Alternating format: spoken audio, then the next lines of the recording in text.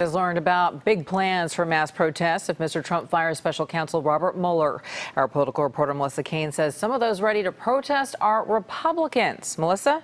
Yeah, Veronica, rumors that the president might do something to shut down the special counsel's investigation have been swirling for months. And in that time, groups on the left and the right have mobilized to protect Bob Mueller and his mandate. Well, we're going to rally over here, most likely. Steve Rapport hopes it never happens, but if the president does fire Robert Mueller, he's ready. We'd set up over there with a couple of small speakers, and then we think that the square will fill up with thousands of people. A project of MoveOn.org called Trump is Not Above the Law has organized events across the nation. They say more than 350,000 people have signed up to protest if one of three things happens. So if the Mueller investigation is closed down, there'll be a red line. If Deputy Attorney General Rosenstein is fired, that will be a red line. If pardons are issued, say to members of Trump's family or to people who are already indicted or going to be indicted, say Michael Cohen, that may well be a red line as well.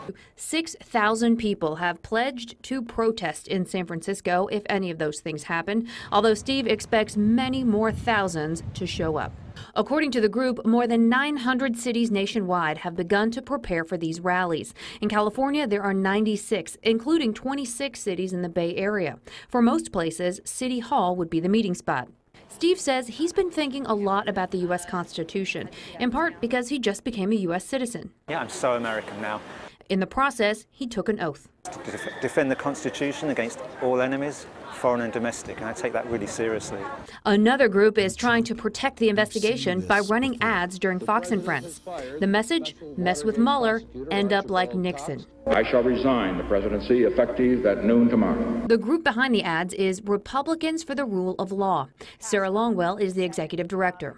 Republicans need to speak with one voice very clearly and say to the president, don't do this. She says a majority of Republicans do not want interference with the investigation because this is about the U.S. government's checks and balances. The special counsel is a check. And I think that when you do something that either obstructs or tries to get rid of one of those checks, it feels sort of fundamentally wrong to most Americans.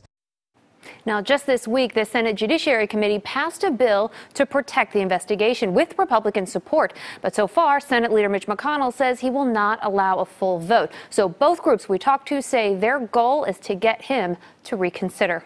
Melissa Caen, KPIX 5.